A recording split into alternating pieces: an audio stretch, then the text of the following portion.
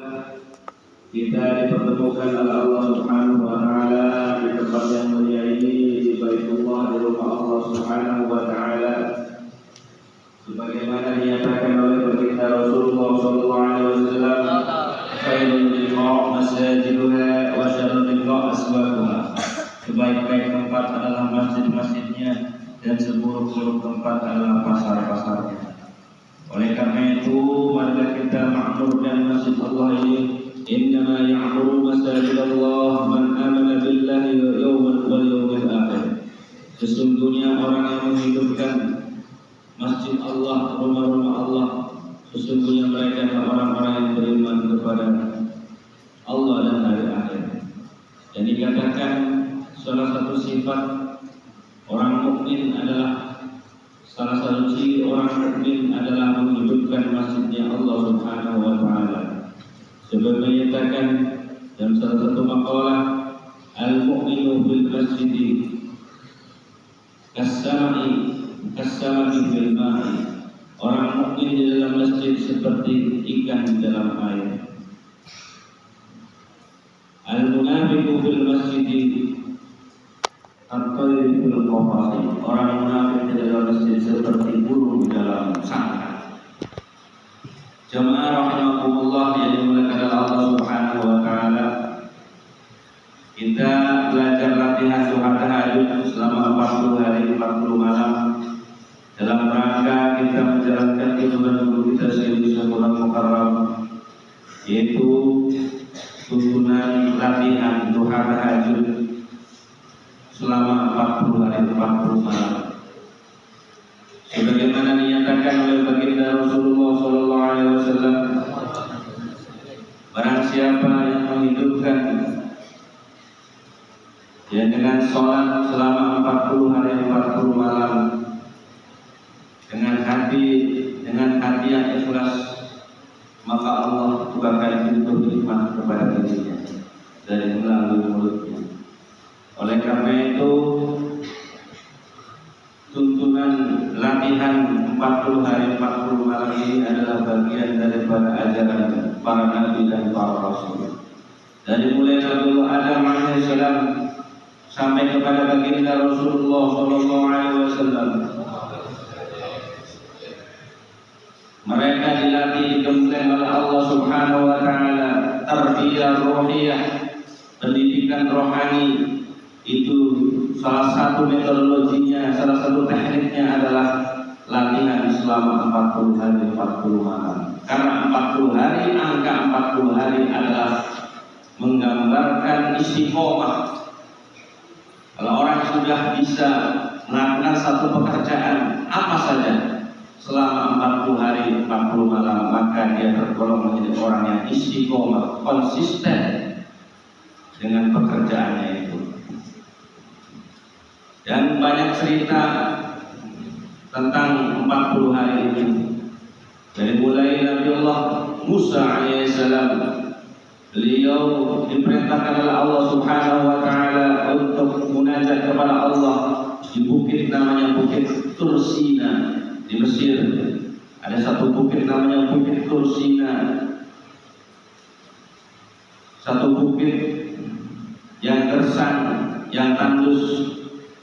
Di situ Nabi Allah Musa alaihissalam diperintahkan oleh Allah pada masanya.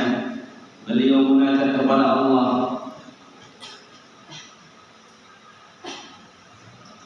Yaitu 30 hari. Pada mulanya berapa? 30 hari. Kemudian disempurnakan, Allah perintahkan sempurnakan dengan 10 hari. Sehingga jumlahnya 40 hari. Beliau munajat beribadah kepada Allah di Bukit Tursina selama 40 hari 40 malam. Kemudian akhirnya mendapatkan oleh-oleh, yaitu perintah dari Allah Subhanahu wa taala turun kitab Taurat. Karena kitab Taurat itu turun dalam daf'atan wahidatan, sekaligus. Berbeda dengan Al-Quran yang dicicil, turunnya dicicil, maka kitab Taurat turunnya adalah sekaligus. Yaitu ketika Nabi Allah Musa alaihissalam munajat 40 hari 40 malam di Bukit Tursina, bukit yang suci, salah satu bukit yang disucikan oleh Allah Subhanahu wa taala. Kemudian Nabi Allah Yunus alaihissalam beliau munajat kepada Allah di dalam perut ikan Hud, ikan nun nama ikannya, ikan nun. Di dalam perut ikan tersebut beliau munajat kepada Allah selama 40 hari 40 malam dalam kegelapan perutnya ikan, kegelapan lautan dan kegelapan di malam hari. Selama 40 hari 40 malam beliau berdoa munajat kepada Allah, membacakan Ismul A'zam, nama yang agung, La ilaha illa anta subhanaka inni kuntu minadh dhalimin. Beliau baca selama 40 hari 40 malam dalam perut ikan. Kemudian Nabi Allah Daud alaihissalam, beliau pernah melakukan satu kesalahan, bukan dosa tapi kesalahan kepada Allah Subhanahu wa taala.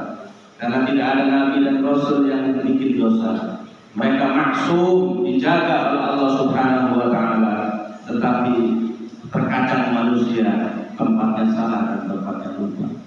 Pada suatu saat beliau secara tidak sengaja melakukan satu kesalahan. Beliau bertobat kepada Allah Subhanahu wa taala dengan cara sujud sambil menangis. Sujud dan bukian, sujud sambil menangis selama 40 hari 40 malam. Beliau tidak mau mengangkatkan kepalanya sebelum Allah mengampuni dosa, mengampuni kesalahannya. Setelah 40 hari 40 malam Allah maafkan, Allah ampuni kesalahannya. Barulah Nabi Allah Daud alaihissalam beliau mengangkat kepalanya. Jadi para nabi, para rasul itu melakukan gemblengan atau tarbiyah rohiyah, gemblengan rohani itu dilakukan selama 40 hari 40 malam. Inilah ajaran para nabi dan para rasul yang diteruskan oleh guru kita Sayyidi Syekhul Al-Muharram. Dan ini adalah ajaran yang mulia, ajaran yang berlian, mutiara yang sangat mahal harganya. Belum tentu orang bisa menjalankan amalia seperti itu. Karena ini adalah pendidikan untuk mencetak kekasih-kekasih Allah Subhanahu wa taala, disebut Universitas Kewalian, Jami'atul Walayah, Universitas Kewalian. Kita ini jadi mahasiswa di Universitas Kewalian, digembleng untuk menjadi wali-wali Allah, menjadi kekasihnya Allah Subhanahu wa taala.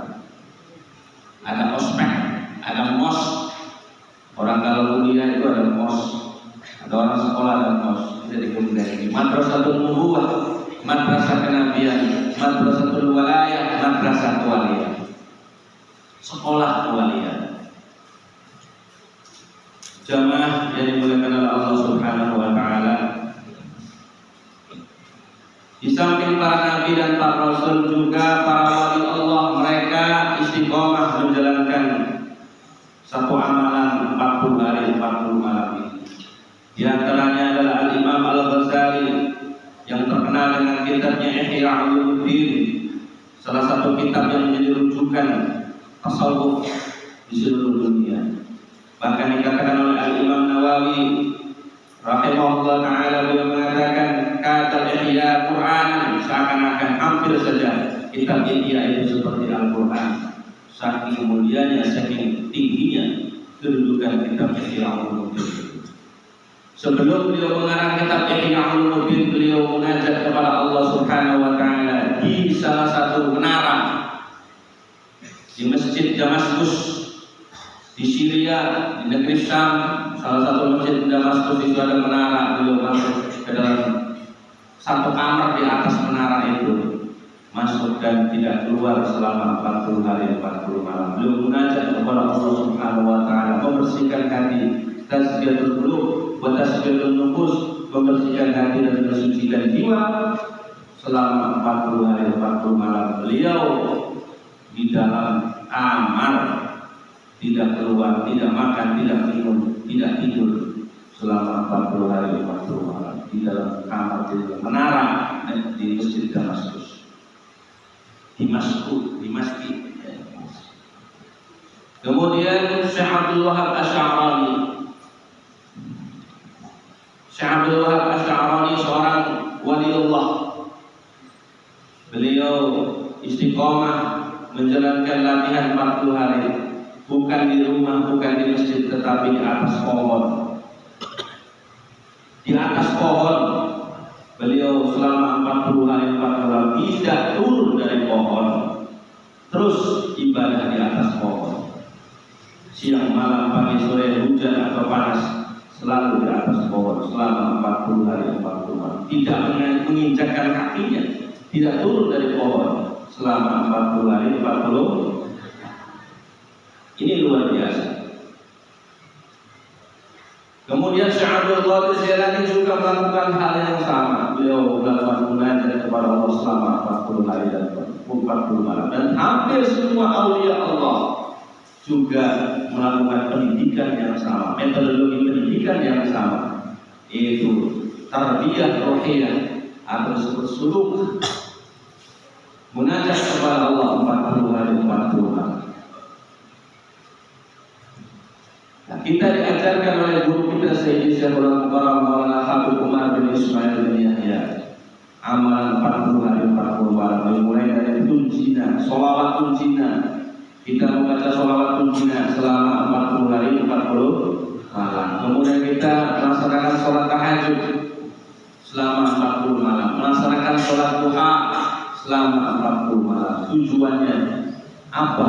Tujuannya tidak lain dan tidak bukan adalah tazkiyatul qulub wa tasfiyatul nufus, membersihkan hati, mensucikan jiwa. Karena hati kita masih kotor, jiwa kita masih kotor, maka perlu diobati, perlu dibersihkan. Sebagaimana dinyatakan dalam salah satu nazam, bersihkanlah hati keamanan kotor, bersihkanlah hati keamanan kotor,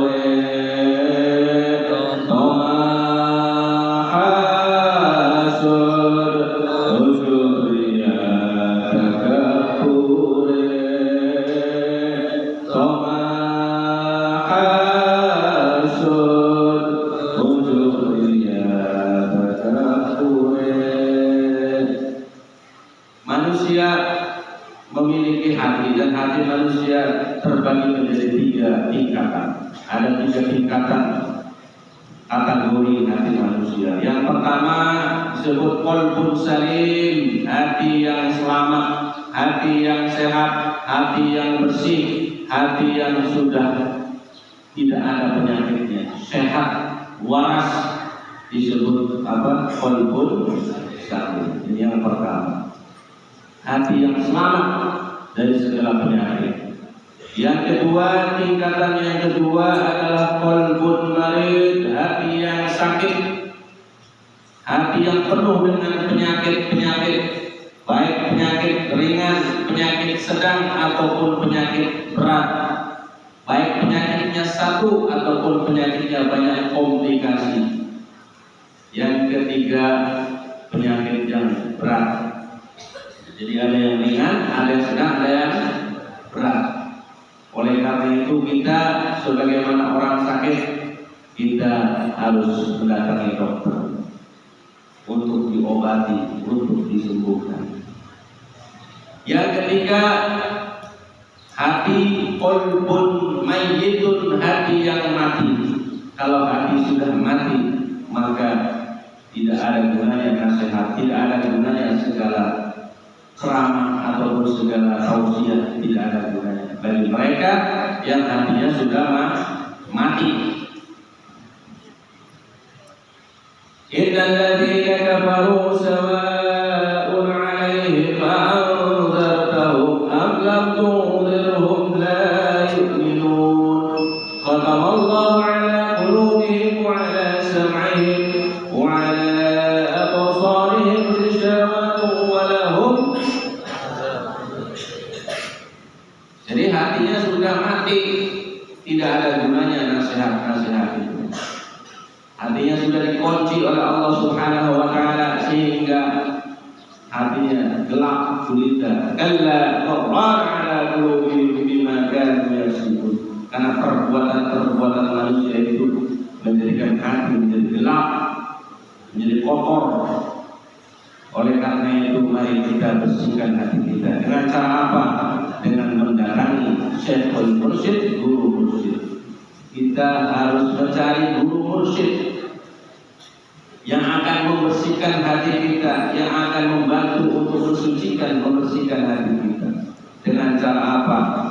Bil awrad wal dzikr wal azkar wal du'a. Dengan cara lirik, zikir dan doa. Karena tujuan daripada kita menjalankan latihan 40 hari 40 malam ini salah satunya adalah untuk membersihkan hati. Ada satu penyakit hati yang sangat berat, yaitu syirik. Karena syirik itu lebih samar daripada semut hitam di batu hitam di malam hari yang gelap gulita. Semut hitam saja sudah tidak kelihatan. Di semut hitam, di batu hitam, di malam hari yang gelap gulita, kira-kira bisa terlihat atau tidak? Ya, tidak mungkin terlihat. Itu syirik lebih samar daripada itu.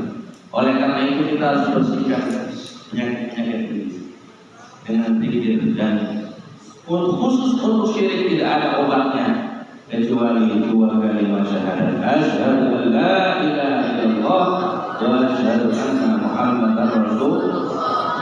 Satu-satunya cara untuk membersihkan syirik hanya dua kalimat syahadat. Tidak ada selain itu. Oleh karena itu guru kita dalam salah satu nasihatnya dikatakan, sekedar netra hati musyrik maring Allah.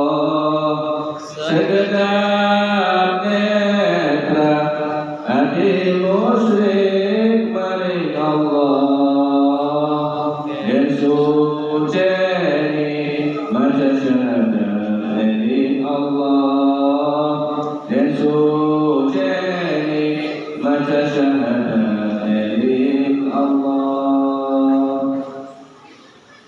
Satu-satunya cara untuk membersihkan dosa syirik adalah maca syahadat dari Allah. Artinya mulutnya bersyahadat, hatinya pun ikut bersyahadat dari Allah. Karena dari Allah ini ya hatinya hidup selalu ingat kepada Allah Subhanahu wa taala. Ala bi dzikrillah tatma'innul qulub. Ingatlah dengan berzikir kepada Allah, hati menjadi tenang, hati menjadi tentram. Kita diajarkan untuk selalu ingat kepada Allah Subhanahu wa taala ketika sholat ataupun di luar sholat. Tapi kenyataannya kita seringkali ketika kita sholat Allahu Akbar berubah. Kita sholat bukan mengingat Allah tapi mengingat yang lainnya. Kadang-kadang ketika kita kehilangan sesuatu, lupa naruh sesuatu, lupa naruh duit atau lupa naruh kunci motor, ingatnya ketika ada dalam sholat.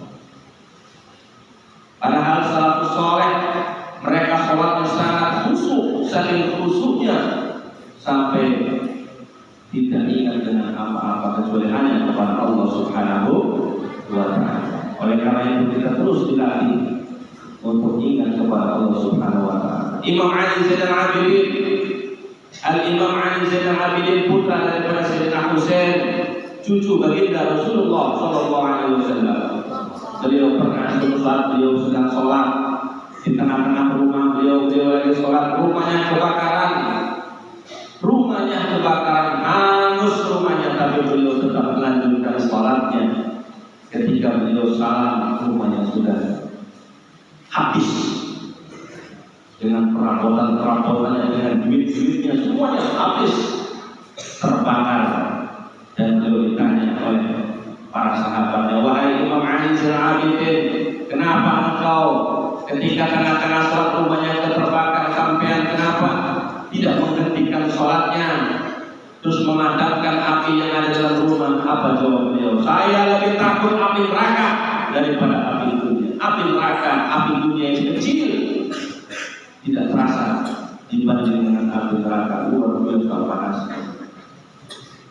Sebagaimana dinyatakan dalam hadis, alam syaqqa luwih panas timbang geni. Alam syaqqa luwih panas timbang geni.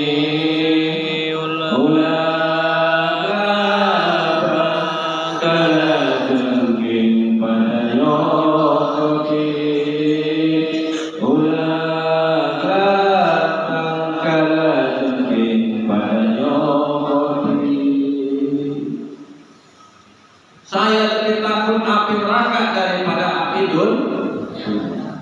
Seandainya orang ahli neraka, ahli nar, ditaruh di api dunia, dibakar pakai kompor gas, niscaya dia tidur nyenyak.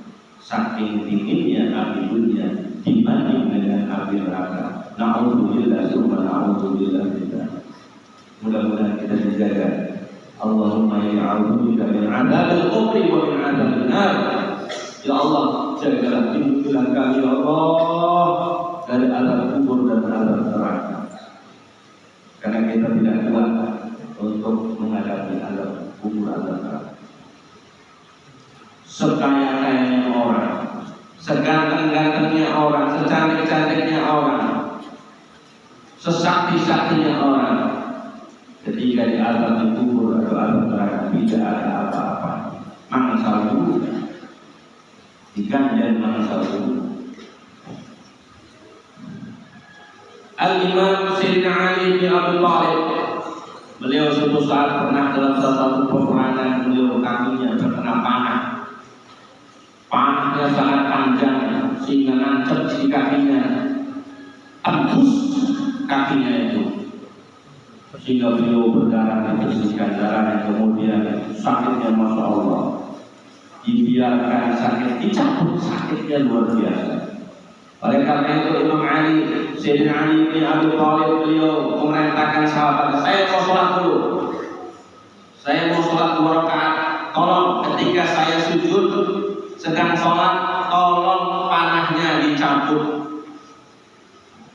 Jadi beliau sholat, kemudian ketika sujud, saking khusyuknya panahnya dicabut, tidak terasa apa-apa, seperti dibius, tidak terasa sama sekali. Kemudian beliau salam, Sayyidina Ali marah-marah, kenapa belum dicabut panahnya? Wahai imam, sudah dicabut, lepon terasa. Masya Allah, luar biasa. Ya, saking nikmatnya ibadah, nikmatnya sholat, rasa sakit itu tidak terasa sama sekali. Itulah orang-orang zaman dulu itu, salafus saleh, mereka ibadahnya luar biasa. Zaman sekarang minal ghafilin, kebanyakannya manusia itu ghaflah, lalai dari Allah Subhanahu wa taala. Lalai ibadahnya, lalai segala-galanya.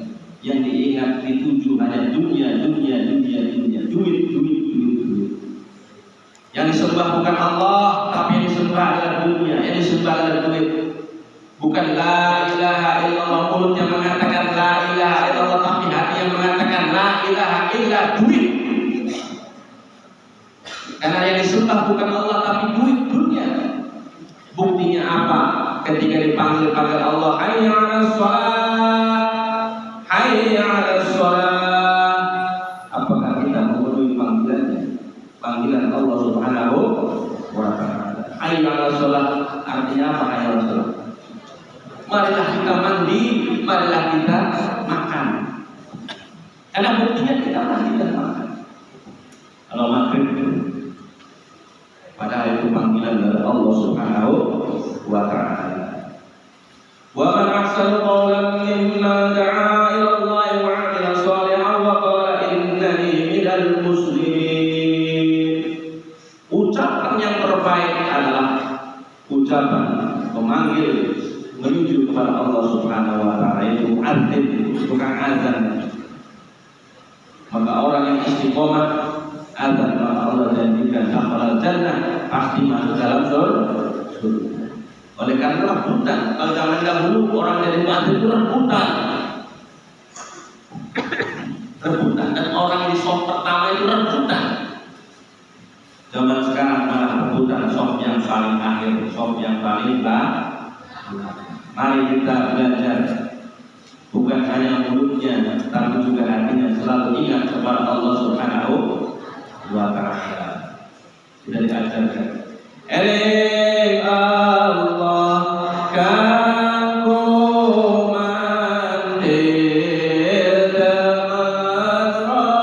Rasul, ayo ngintip ajakan karo isine pendir kapan kapan dibongkati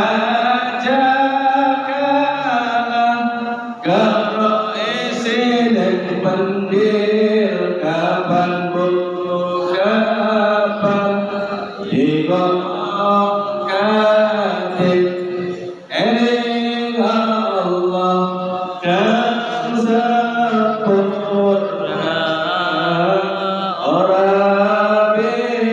akalan amal eling kan digawa bandake ora digawa. Akta yang banyak tidak dibawa, yang dibawa adalah amal yang eling kepada Allah Subhanahu, disebut amal ikhlas, mukhlisina lahu din, ikhlas di dalam beragama.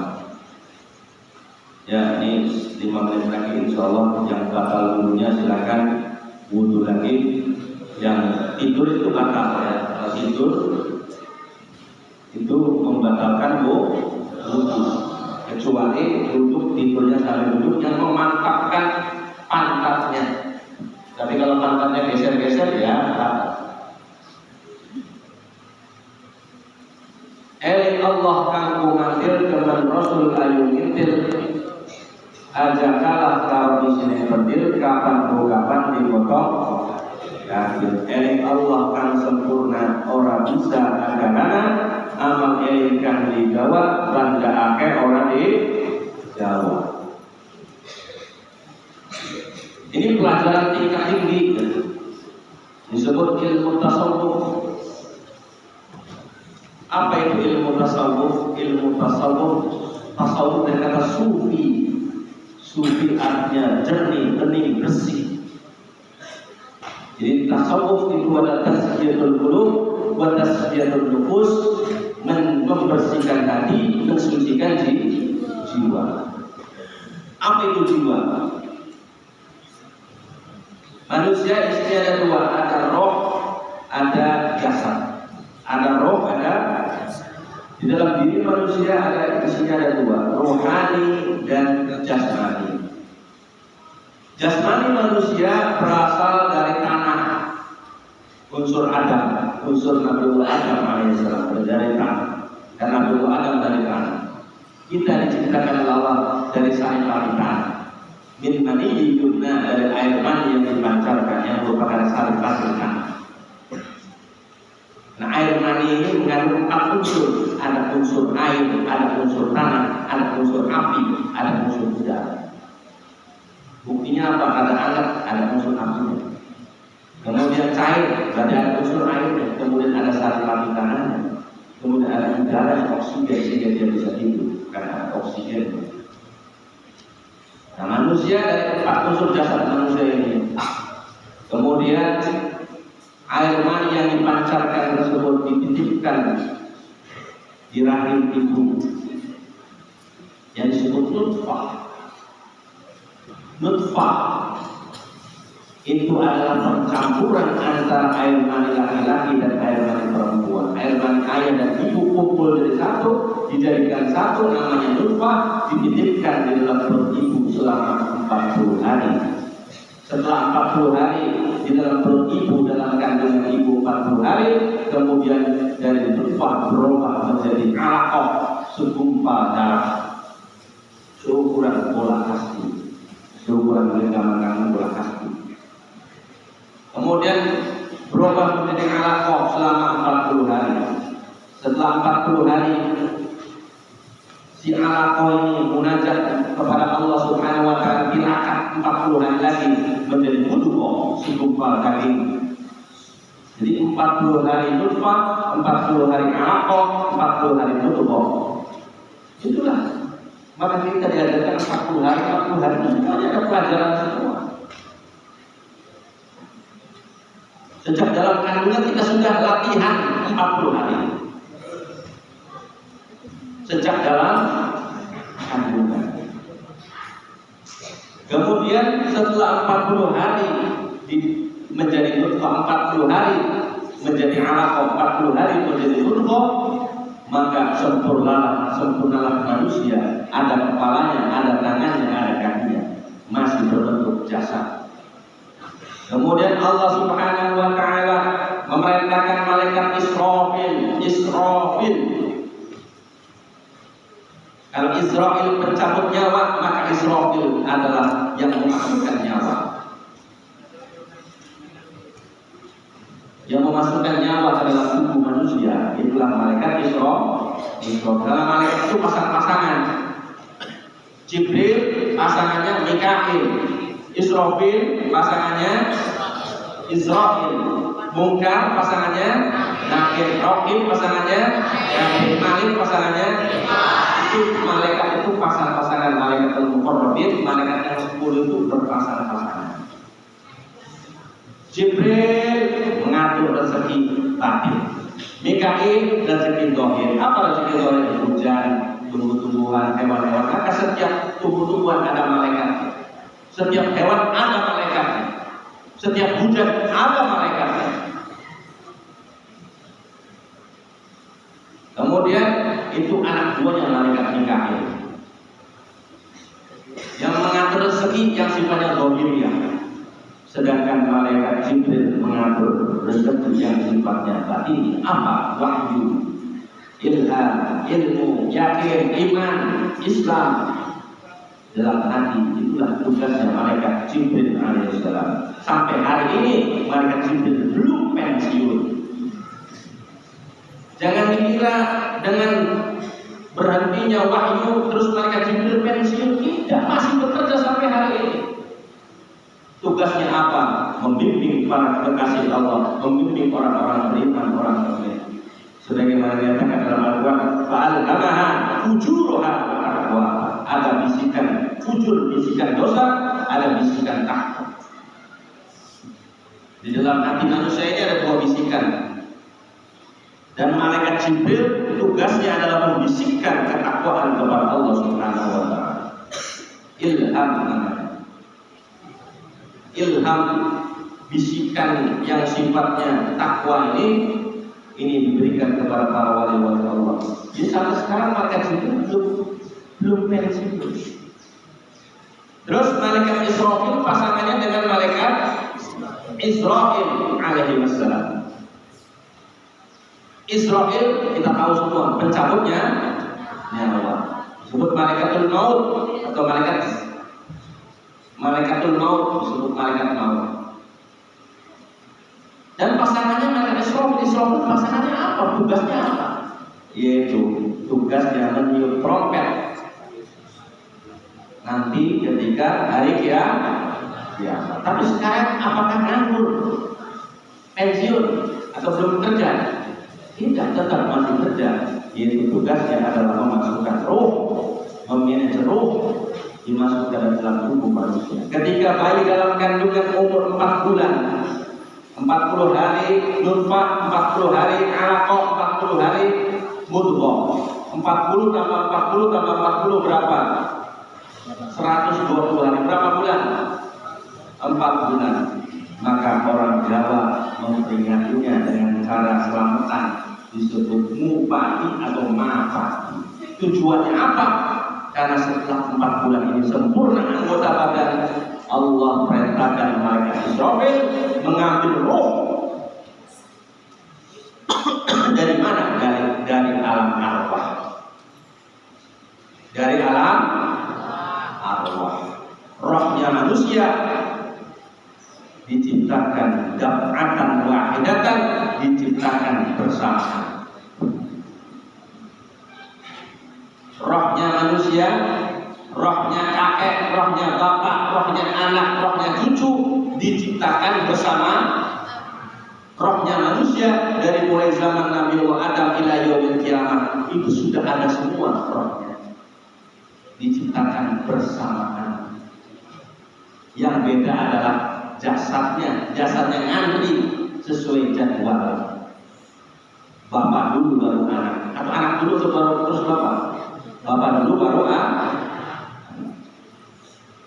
Jadi roh manusia diciptakan bersama. Dari mana roh itu? Kalau jasad dari tanah, maka roh berasal dari cahaya Nur Muhammadiyah, Nur Kanjeng Nabi.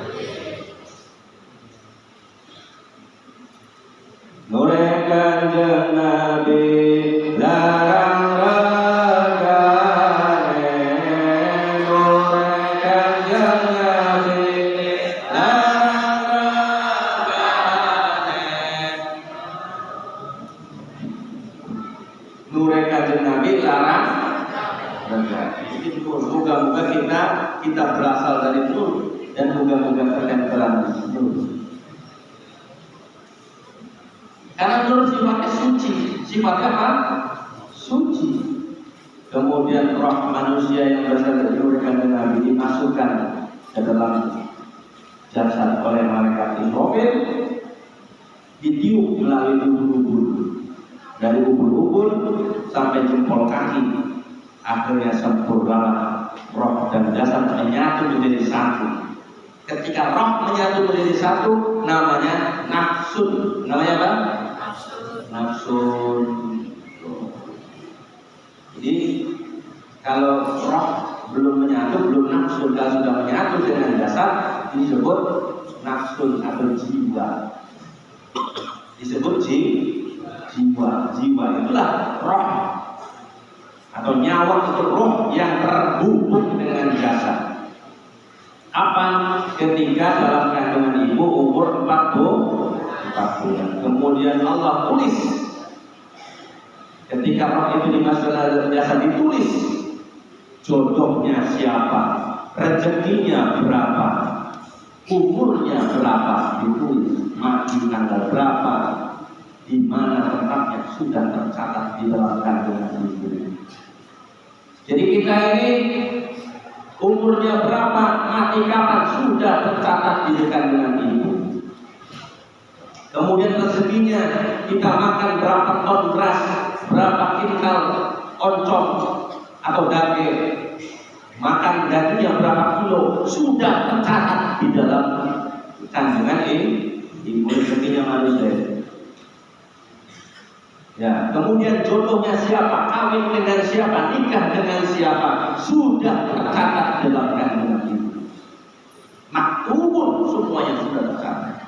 Dan yang paling mengerikan adalah kita ini selamat atau tidak selamat. Sa'idun am syaqiyun, bahagia, selamat atau tidak selamat, sudah tercatat di dalam kandungan ibu. Kita ini jadi orang selamat atau jadi orang celaka, masuk surga atau masuk neraka, sudah tercatat di dalam kandungan ibu. Tapi itu rahasianya Allah.